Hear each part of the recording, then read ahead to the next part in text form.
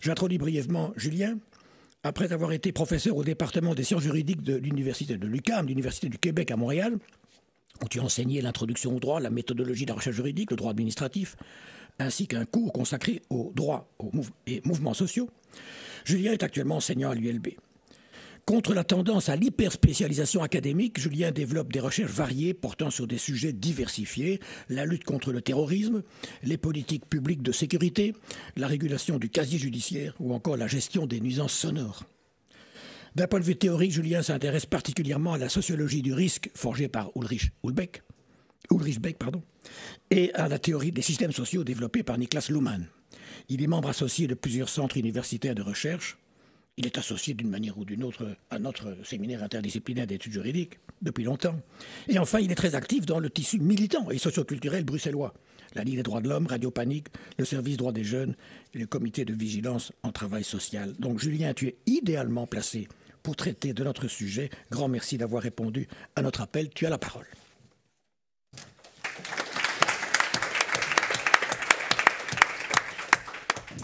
Merci beaucoup Hugues Dumont pour cette introduction déjà très substantielle et surtout qui me rappelle que je dois absolument mettre à jour ma petite notice bibliographique sur le site de l'ULB.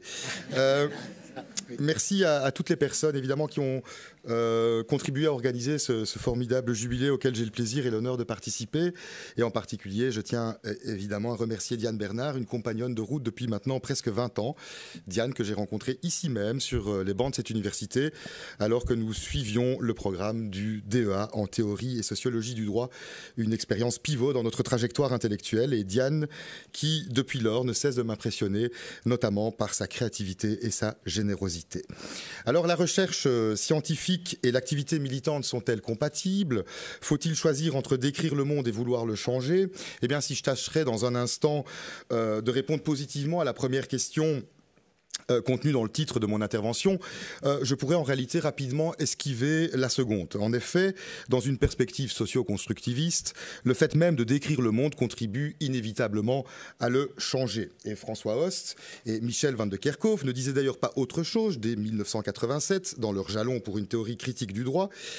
Je cite, il disait: la démarche scientifique apparaît beaucoup plus comme une interprétation conjecturale du monde, un monde qu'elle contribue à configurer par son travail même d'intelligibilité, plutôt que comme une entreprise de lecture ou de reflet. Fin de citation. On ne décrit donc jamais fidèlement une société a fortiori aussi complexe que la nôtre. On en interprète certains aspects et ce travail herméneutique, en ce qu'il dévoile ou affine une réalité jusqu'alors confuse ou occultée, est toujours porteur de nouvelles significations qui aboutissent à modifier non seulement notre regard sur cette société, mais bien cette société elle-même. Voilà qui est dit. Mais venons-en à la première question, celle aiguë et polémique relative à la compatibilité d'une pratique militante et d'une activité académique. Alors pour tenter d'y répondre, j'ai procédé en 3 temps. Mon premier réflexe a été d'essayer de trouver des éléments de réponse à cette question dans la vitrine éditoriale du séminaire dont nous fêtons aujourd'hui le demi-siècle, à savoir la revue interdisciplinaire d'études juridiques, droit en contexte ou l'Ariège pour les intimes. Et force est de constater que la question de la compatibilité ou de l'incompatibilité entre pratique militante et production scientifique n'a, sauf erreur ou oubli, jamais été directement adressée dans les centaines d'études publiées par l'Ariège depuis sa création en 1978. Je dis bien directement, car en revanche, on trouve dans cette revue et au fil des années et des pages, plusieurs analyses qui convoquent de façon parfois contrastée l'expression de neutralité axiologique, l'expression clé brandie tel un gris-gris, pour reprendre les termes de Philippe Corcuve dans un article de la revue du MOS de 2018, un gris-gris donc, brandi pour alimenter les procès en déficit de scientificité qui visent régulièrement des collègues perçus comme par trop engagés. Après avoir modestement résumé la façon dont cette neutralité a été travaillée, discutée, parfois redéfinie par certains articles publiés dans la revue interdisciplinaire, j'expliquerai dans une deuxième partie qu'il est en réalité probablement temps de faire le deuil de cette neutralité axiologique, peut-être même de l'exclure définitivement de notre grammaire scientifique. Et en m'appuyant sur les travaux de la sociologue Isabelle Kalinowski, grande spécialiste de Max Weber, à qui l'on attribue généralement, mais donc erronément, la paternité de cette neutralité axiologique, je montrerai que celle-ci est une pure invention, indissociable, et c'est éminemment paradoxal, d'un projet académique idéologiquement très marqué. Enfin, dans une troisième partie, je tâcherai de substituer à cette neutralité axiologique un principe de validité axiologique, clin d'œil et hommage évident aux travaux toujours de François Host et de Michel van de Kerkhove sur la validité des normes juridiques, un principe donc de validité axiologique susceptible à mes yeux de soutenir un travail académique engagé, une perspective résolument critique, mais qui ne sacrifie en rien aux exigences de la méthode scientifique. Je vous l'annonçais, sauf erreur, je ne pense pas que la question de l'articulation entre pratique militante et activité académique a été directement traitée par l'Ariège. D'ailleurs, si l'on réalise une recherche textuelle avec des mots-clés tels que militant, militantisme ou encore activisme, parmi tous ces volumes, on ne tombera que sur une poignée d'articles peu pertinents pour répondre à notre interrogation du jour. Le dossier, par exemple, dirigé par Julie Ringelheim sur l'usage des droits humains par les mouvements sociaux, volume 75 de l'année 2015, ou encore plusieurs articles sur l'activisme des juges, ainsi l'activisme de la Cour suprême états-unienne, une étude de Thierry Kira et de Frédéric Marty sur 3 juges conservateurs, publiée en 2022, l'activisme du Conseil constitutionnel français, l'article de Marc Cottereau sur le principe de fraternité, publié en 2020, l'activisme de la Cour de justice de l'Union européenne, le travail d'Antoine Bayeux sur la libre circulation, et plus généralement l'activisme des juges belges, l'article intitulé « L'activisme du juge » signé Marc Vanouk dès l'année 1991. Mais de l'activisme du chercheur ou de la chercheuse, il n'en est directement et explicitement jamais question. D'ailleurs, l'expression de savoir engagé, confère l'appel lancé par Pierre Bourdieu à Athènes devant une foule altermondialiste et qui fait encore office de titre à cet ouvrage récent de collègues québécois, ici publié en 2016, Le savoir engagé, eh bien cette expression, sauf erreur toujours, n'apparaît dans aucun des 92 volumes de l'Ariège. En réalité, ce n'est qu'en creux, à partir de plusieurs articles, j'en ai identifié et retenu une bonne vingtaine, qui abordent le thème de la neutralité axiologique, que la question d'un éventuel engagement du juriste est implicitement, très implicitement abordée.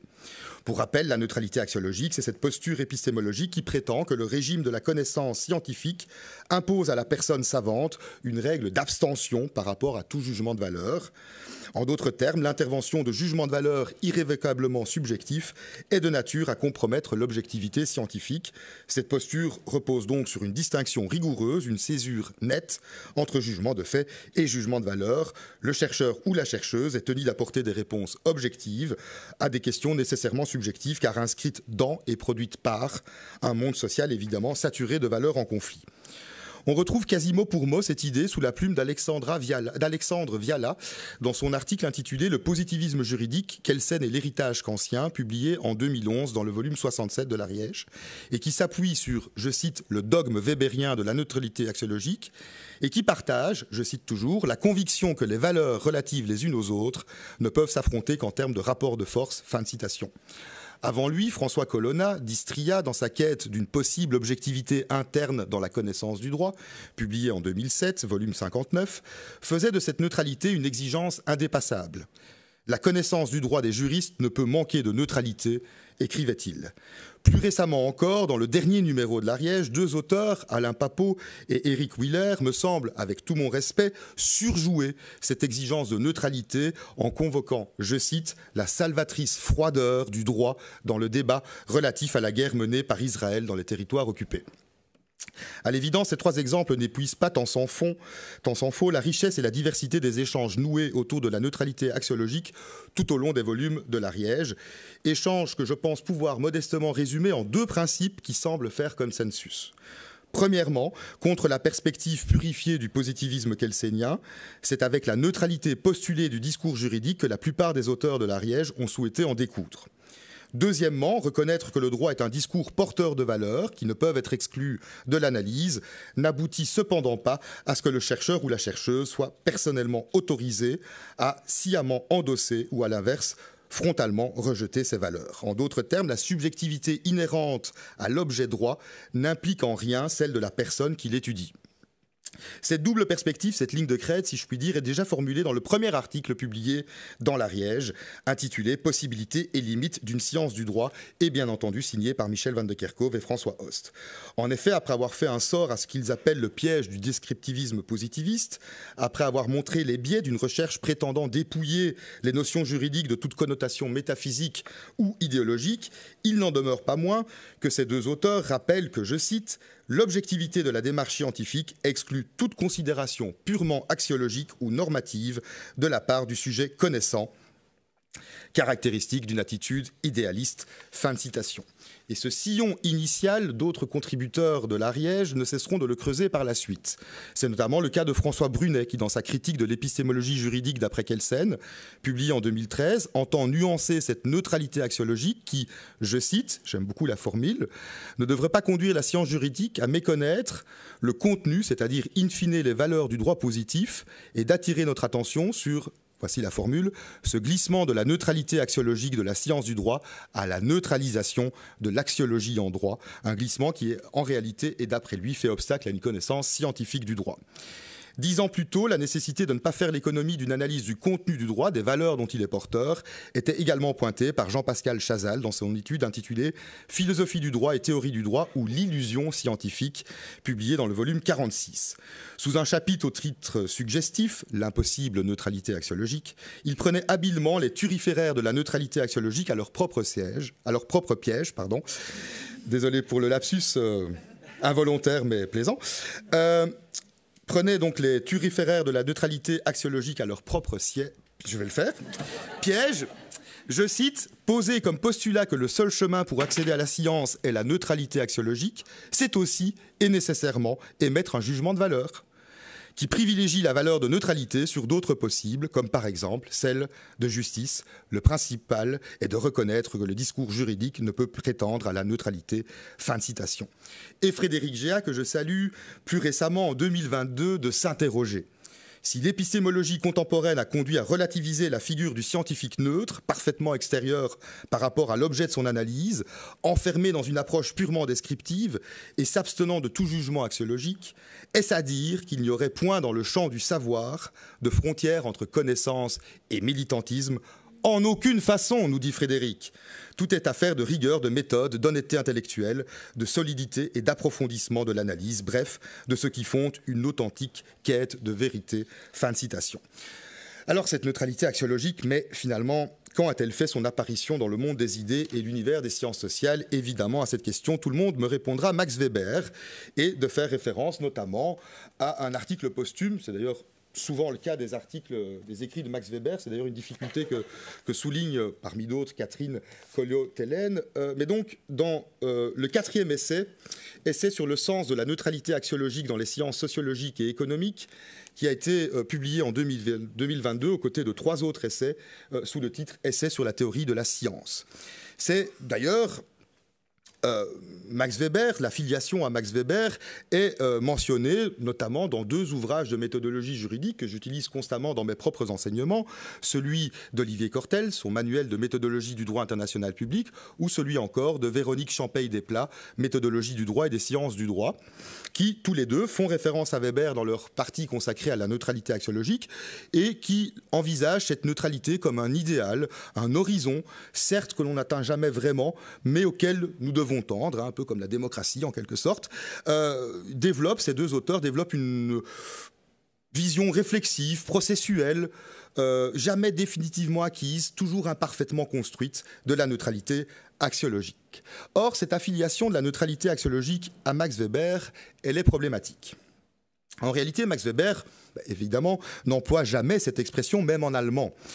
Il utilise le terme de Wertfreiheit, littéralement liberté de valeur, que la sociologue française Isabelle Kalinowski traduit par non-imposition ou abandon de valeur dans la nouvelle traduction qu'elle a proposée de Weber au mi-temps des années 2000, ici aux éditions Agone 2005.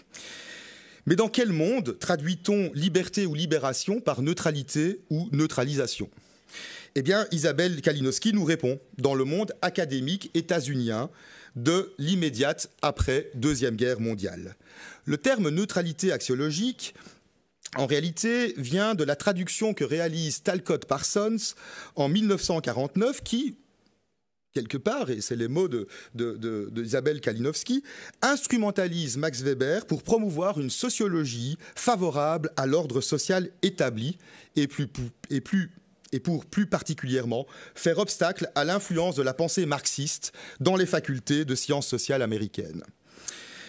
10 ans plus tard, Julien Freund, aiguillé par Raymond Aron, traduit Weber en français et il fait sienne cette expression de neutralité axiologique, et ce, exactement pour les mêmes motifs.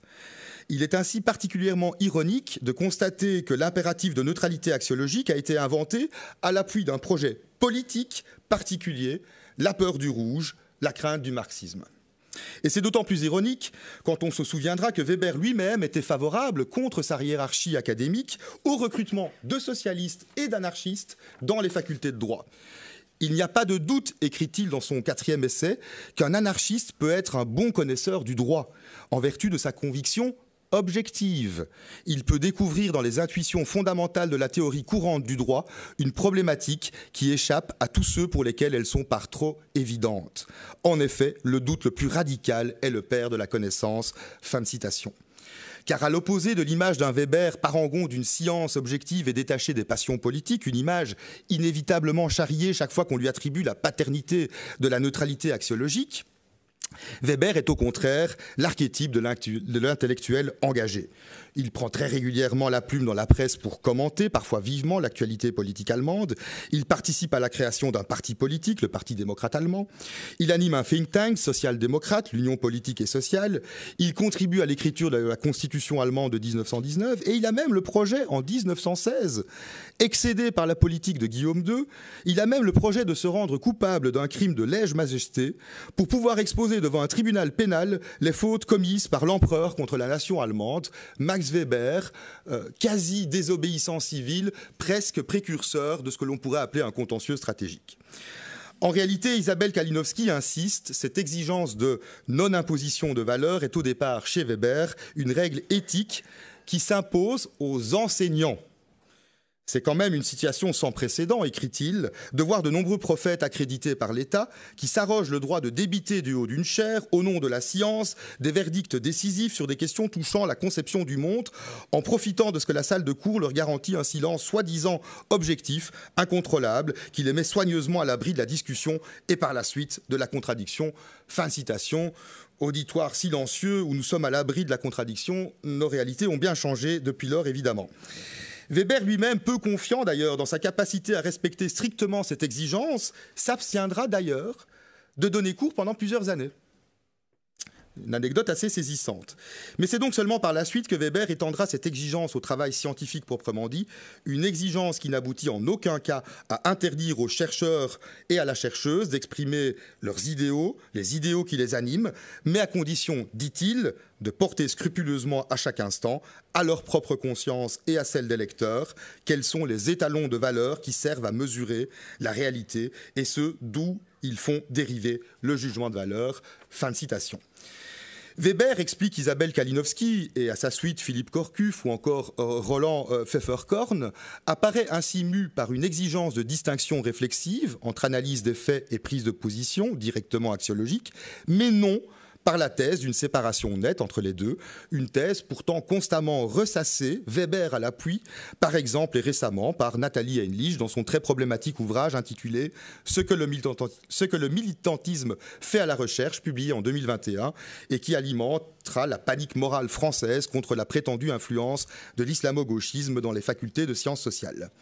Cette distinction réflexive entre ces deux moments, analyse des faits et prise de position, on la retrouve dans l'article de Violaine Lemay, publié dans le volume 72 de l'Ariège, où partant de ce qu'elle nomme un rapport mal élucidé au devoir de neutralité axiologique qu'elle identifie dans le chef de la pensée juridique mainstream, elle regrette, je cite, qu'aux côtés des sociologues engagés ou des anthropologues engagés, qui ont compris que savants et politiques constituent des phases d'action qui doivent être tenues à distance, mais qui peuvent néanmoins coexister à l'état de phases distinctes et successives, aux côtés donc de ces sociologues engagés ou de ces anthropologues engagés, elle regrette que figurent comparativement peu de juristes et de praticiens du droit engagés.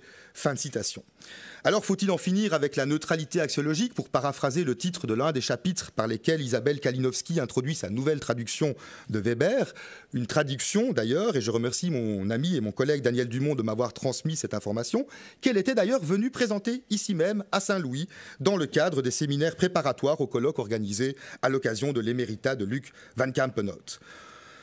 On sait cependant que toute une partie de la pensée juridique, celle que l'on rassemble sous l'appellation générique de théorie critique du droit, n'a pas attendu les travaux d'Isabelle Kalinowski pour renoncer à cette exigence de neutralité à laquelle cette théorie critique a substitué ce que je pense pouvoir qualifier de principe de validité axiologique. Vous l'aurez compris, l'expression de validité axiologique constitue un clin d'œil aux travaux de François Host et de Michel van de Kerkhove sur les sphères de validité des normes juridiques que je ne vous ferai pas l'injure de résumer tant elles me semblent parfaitement maîtrisées en ces murs, mais ce n'est pas qu'un clin d'œil. En effet, à l'issue de leur chapitre consacré à la validité des normes juridiques dans leur jalon pour une théorie critique du droit, François Host et Michel van de Kerkhove tracent audacieusement mais prudemment un parallèle entre les 3 types de validité des normes juridiques et les 3 tests permettant d'établir une proposition scientifique pour provisoirement vraie. À la validité légale correspond une exigence de cohérence, soit la démonstration que la proposition scientifique est compatible avec un système théorique global. À la validité liée à l'effectivité de la norme renvoie le test de la vérification empirique de l'hypothèse. À la légitimité des normes fait écho la fécondité explicative de cette hypothèse, soit le fait qu'elle relie un maximum d'informations jusque-là dispersées. Dans une perspective critique plus politique, qui entend d'une part dénoncer un schéma de domination, d'autre part contribuer à l'émancipation des subalternes, l'on pourrait prolonger cette dernière exigence et évoquer non seulement la fécondité explicative, mais également la fécondité transformative d'une proposition scientifique. C'est d'ailleurs la 3e dimension du projet de sociologie critique porté par Jean Demeunk dans un article publié en 2011 dans la revue Sociologie, un projet qui articule 3 moments successifs: le moment cognitif qui vise à comprendre le réel social, le moment évaluatif qui entend dévoiler les dysfonctionnements que présente ce réel, et le moment transformatif qui contribue à fournir des pistes de solutions à ces dysfonctionnements. Toutes ces réflexions m'ont conduit à formuler ce principe de validité axiologique qui me semble offrir une garantie de scientificité à une entreprise intellectuelle qui assume s'inscrire dans le cadre d'un projet militant. Un principe de validité axiologique que je pense pouvoir décliner dans le sillage du parallèle séminal tracé par François Host et Michel van de Kerkhove en 3 volets que je vais rapidement illustrer en prenant grossièrement appui sur 3 approches critiques que sont le marxisme, le féminisme ou le post-colonialisme. Première déclinaison, la validité axiologique conceptuelle. Toute approche critique repose sur un appareil conceptuel particulier dont l'intégrité doit être scrupuleusement respectée par le chercheur ou la chercheuse. On ne peut faire fi de la différence entre infrastructure et superstructure dans la théorie marxiste. Si au nom de la neutralité axiologique on dépouille par exemple la notion de genre de la charge dénonciatrice dont elle est porteuse, alors non seulement nous ne sommes plus critiques, mais pire encore, l'analyse ne me semblerait plus scientifique mais seulement technocratique. Si on ne saisit pas l'ambivalence et la complexité de la notion de race dans les Critical Race Theory ou le concept de colorblind, eh bien, il me semble que l'on passe à côté de l'intérêt de ce courant et des ressources qu'il présente. Si comme on l'observe encore assez souvent dans la doctrine juridique, la notion de discrimination intersectionnelle est réduite à l'addition de discriminations multiples, à mon sens, on trahit le concept et on n'aboutira qu'à des résultats convenus, sinon stériles. Deuxième déclinaison, la validité axiologique que je qualifierais à ce stade, et faute de mieux, de méthodologique. On ne peut ainsi valablement prétendre combiner analyse marxiste et individualisme méthodologique, même s'il m'est arrivé, à l'UQAM justement, de rencontrer des prétendus marxistes qui entendaient réconcilier structuralisme et individualisme, matérialisme et idéalisme. Ça ne m'avait pas tout à fait convaincu. Le féminisme a totalement renouvelé notre épistémologie commune en promouvant une épistémologie du point de vue exigeante et sophistiquée. L'approche postcoloniale a construit une nouvelle façon d'appréhender le droit en développant le narrativisme juridique. Mais à nouveau, il ne suffit pas d'écrire à la première personne du singulier, de mettre en scène notre inscription dans le champ social ou de commencer une étude par une anecdote vécue pour satisfaire à ces exemples de méthodologie critique. Troisième déclinaison, et j'en termine, la validité axiologique téléologique, qui consiste à vérifier notamment, à l'occasion d'un dialogue noué entre communautés scientifiques et collectifs militants, que les résultats de la recherche et les propositions qu'ils portent sont en effet susceptibles d'apporter une solution viable et effective aux problèmes rencontrés par les personnes dominées en fonction de leur situation économique, de leur sexe ou de la couleur de leur peau. Il s'agit en définitive d'articuler la critique scientifique et la critique sociale pour reprendre l'appel lancé par Jean Demeunk en 2011. Le potentiel que présente cette validité axiologique comme garantie de scientificité d'un projet de recherche militant, je pense qu'il pourrait être éprouvé à l'occasion de certaines recherches que je n'ai plus vraiment et personnellement la disponibilité de mener, étouffé par mes missions d'enseignement et les tâches administratives, mais des recherches que je vis par procuration, pour paraphraser Jean-Jacques Goldman en 1985. Des recherches par procuration à travers les travaux de plusieurs doctorantes et post-doctorants du Centre de droit public et social de l'ULB. Elles sont d'ailleurs dans la salle, Julia Despascal, Adeline Dotting ou encore Daniela Troucot, des recherches qui s'inscrivent dans le courant droit et mouvements sociaux. On sait en effet que la sociologie des mouvements sociaux a très largement contribué à repenser à nouveaux frais la question qui nous occupe cet après-midi. Songeons ne serait-ce qu'à l'intervention sociologique forgée par Alain Touraine, dont l'héritage me semble toujours vivace et je m'en réjouis, malgré les disqualifications souvent spécieuses dont elle fit l'objet. Bon, mon temps est expiré depuis 1 minute 30 et donc je vous renvoie à ma contribution écrite qui s'appuiera aussi sur les tensions qui ont traversé la sociologie des mouvements sociaux sur la question de l'engagement du chercheur ou de la chercheuse aux côtés des personnes militantes étudiées. Je vous remercie pour votre attention. Je remercie d'ores et déjà mes collègues Isabelle Haché et Nicolas Marquis pour leurs commentaires à mes modestes propos par lesquels j'ai tenté de rendre un hommage sincère aux travaux menés dans le cadre du séminaire interdisciplinaire d'études juridiques qui reste à mes yeux un inépuisable vivier de réflexion stimulante et à l'anniversaire duquel je suis très heureux et très fier d'avoir été associé. Merci.